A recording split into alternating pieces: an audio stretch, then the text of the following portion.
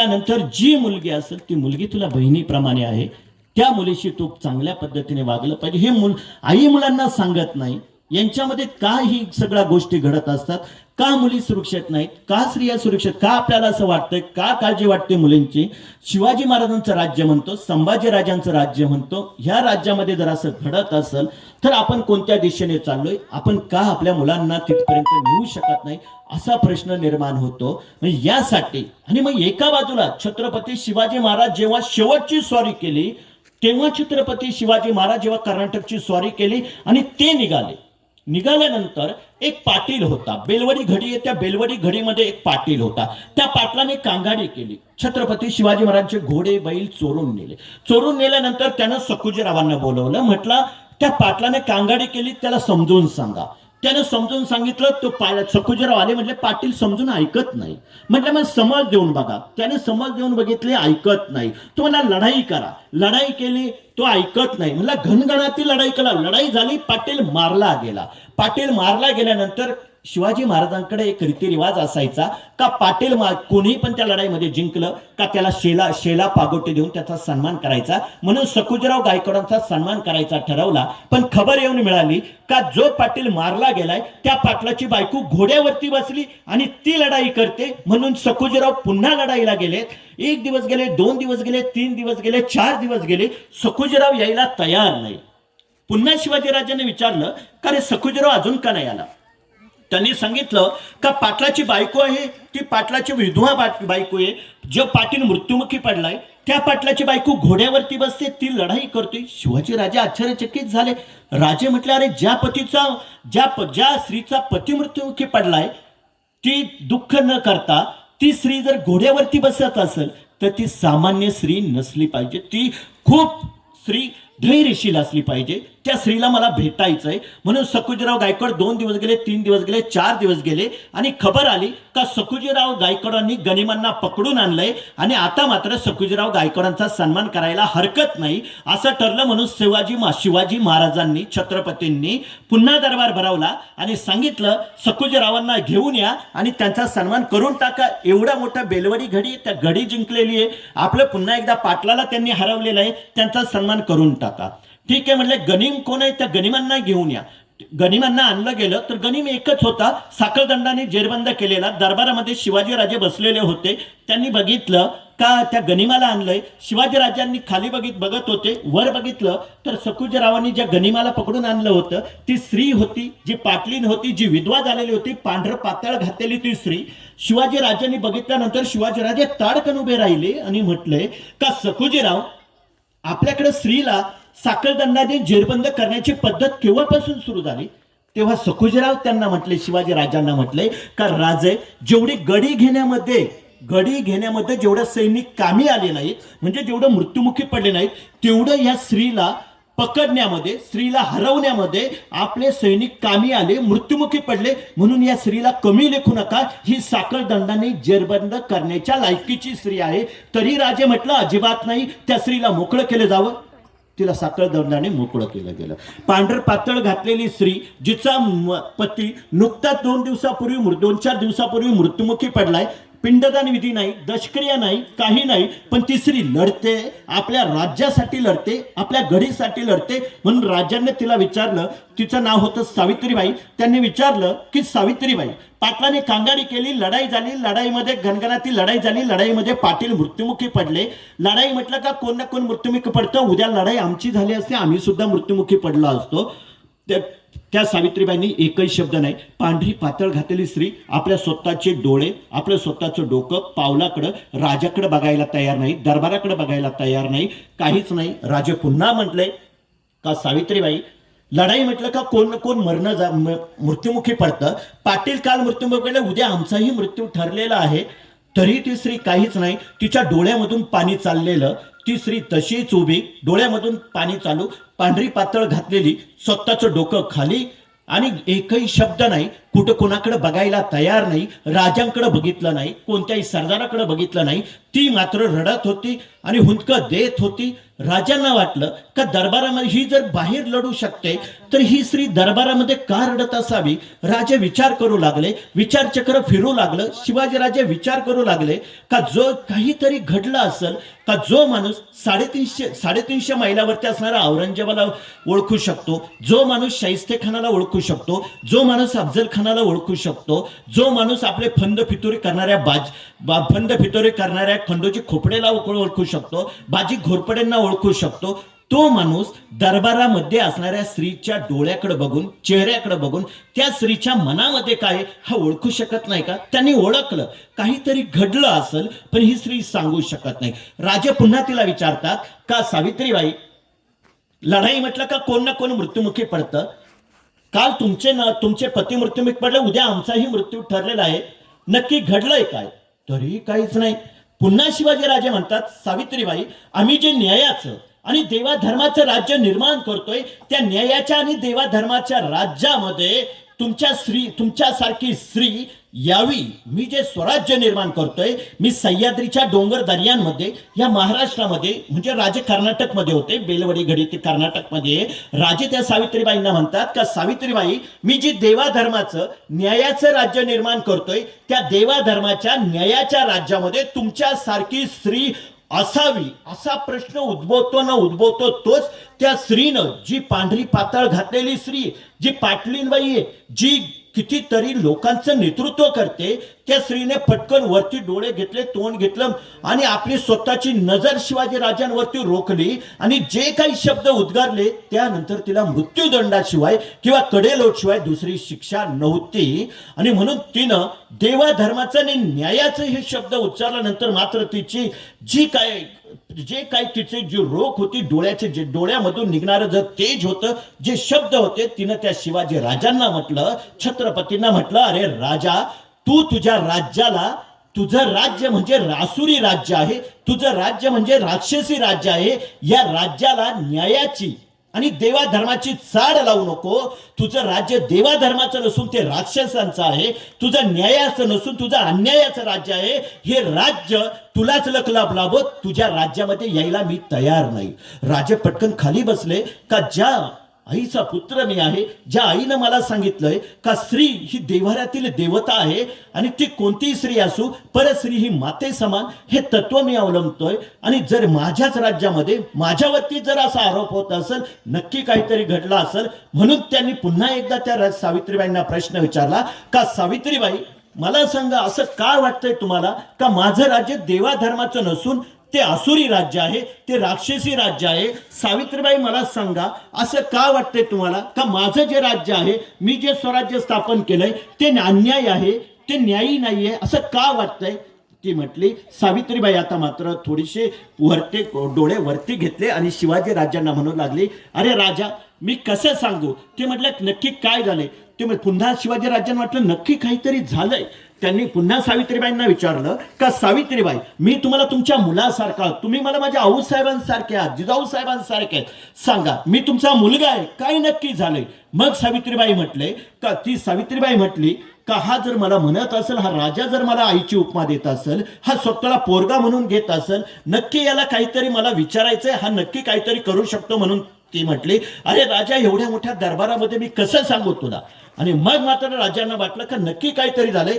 जो दरबार सन्मानाचा होता, सखुजीरावांचा सन्मान करायचा होता, सखुजीरावांचा सत्कार करायचा होता, जो दरबार सखुजीरावांच्या सत्कारासाठी शेला पागोटे बांधण्यासाठी भरला होता, तो दरबार मोकळा केला गेला. सखुजीरावांनाही सांगितलं तुम्ही दरबाराच्या बाहेर जायचं. आता मात्र सावित्रीबाई आणि शिवाजीराजे हे दोनच एकमेकांसमोर. आणि आता मात्र शिवाजीराजे विचारतात, सावित्रीबाई, नक्की काय झालं. तेव्हा तेच ती सावित्रीबाई म्हणते का तुझा जो सरदार आहे सखुजीराव गायकवाड, तो फक्त घडी घेऊन राहिला असता तर राजा झालं असतं, पण त्यानं माझ्या स्वतःच्या पदराला हात घातला, माझ्यावरती अत्याचार केलाय राजा. शिवाजी राजे म्हटले, शक्य नाही. सखुजीराव गायकवाड हा माझ्या लहानपणापासून तो माझ्या बरोबर आहे, हा कधी स्त्रीचा उपमर्द करू शकत नाही. ती म्हटली, मी पाटली नाही, मी का म्हणून माझ्या अंगावरती शिंतोडे उडून घेऊ. सांगा राजा सांग. तेव्हा राजे म्हटले नक्की काहीतरी घडलं असेल. जर सखुजीराव गायकवाड हा जर गुन्हेगार असेल सावित्रीबाई तर त्याला शिक्षा होईल, पण यदा कदाचित तुम्ही जर गुन्हेगार असेल आणि सखुजीराव गायकवाड जर निर्दोष असेल तर तुम्हाला सुद्धा कडेलोट होईल किंवा मृत्यूदंड होईल. स्त्री म्हणून तुमची सुटका नाही. ती सावित्रीबाई म्हटली हरकत नाही, चालल. पुन्हा दरबार, जो दरबार सखुजीराव गायकवाडाचा सन्मानाचा होता, सत्काराचा होता, तो दरबार पुन्हा भरवला गेला. आणि त्या दरबारामध्ये आता मात्र सावित्रीबाई आणि सखुजीरावांना बोलवलं आणि सखुजीरावांना विचारलं का सखुजीराव ही सावित्रीबाई काय सांगते. सखुजीराव म्हटलं राज हिचं काही ऐकू नका, हिनं माझ्या विरुद्ध कांगाडी केलं, मी काहीच केलं नाही. आणि यावरून शिवाजीराजांना नक्की मी तर म्हटलंच नाही तुम्ही काय केलंय, मला तर हिने काहीच तर नाही म्हटलंय, हिने बऱ्याच जणांना असंच सांगितलंय. आणि म्हणून शिवाजी राजांनी ओळखलं का सखुजीराव गायकवाड गुन्हेगार आहे. त्यांनी सांगितलं सखुजीराव तुम्ही ह्या स्त्रीवरती अत्याचार केलाय, तुम्ही गुन्हेगार आहात. आणि शिवाजी राजांची डोळे बघितल्यानंतर त्यांच्या लक्षात आलं का राजाने मला ओळखलंय. तसा सखुजीराव गायकवाड ते शिवाजी राजांच्या पायावरती लोळण घ्यायला लागला आणि म्हणायला लागला राजा मला एकदा माफ करा, मला एकदा वाचवा. आणि त्या सखुजीराव गायकवाडांना जो दरबार सन्मानाचा होता, सत्काराचा होता, त्या दरबारामध्ये त्यांनी त्या दंडाला धरलं, उभं केलं आणि सांगितलं सखुजीराव स्त्री ही मराठ्यांच्या देवारातील देवता, तुम्ही तिच्या पदराला हात घातलाय, म्हणून याच ठिकाणी या क्षणी आणि या दरबारामध्ये सखुजीराव गायकवाडांचे दोन्ही हात कलम केले जावेत, दोन्ही पाय कलम केले जावेत आणि दोन्ही डोळे काढले जावेत आणि त्याला मृत्यूदंडाची शिक्षा द्यावी. ही शिक्षा त्या सावित्रीबाईंच्या समोर केली जावी. हे सावित्रीबाईंनी पाहिल्यानंतर त्यांनी शिवाजी राजांना वंदन केलं, विनम्रपणे अभिवादन केलं की असा राजा होणार नाही. आणि मग पुढचा प्रश्न, आता सखुजीराव गायकवाड हा साधा सुद्धा नव्हता. छत्रपती शिवाजी महाराजांना एकूण 8 बायका होत्या. त्यामध्ये पहिली बायको सईराणी साहेब होत्या, दुसरी बायको सोयराबाई होती, तिसरी बायको पुतळाबाई होती आणि चौथी बायको होती ही सकवारबाई होती. ह्या सकवारबाईचा तो सक्का भाऊ होता, म्हणजे छत्रपती शिवाजी महाराजांचा सक्का मेवणा होता.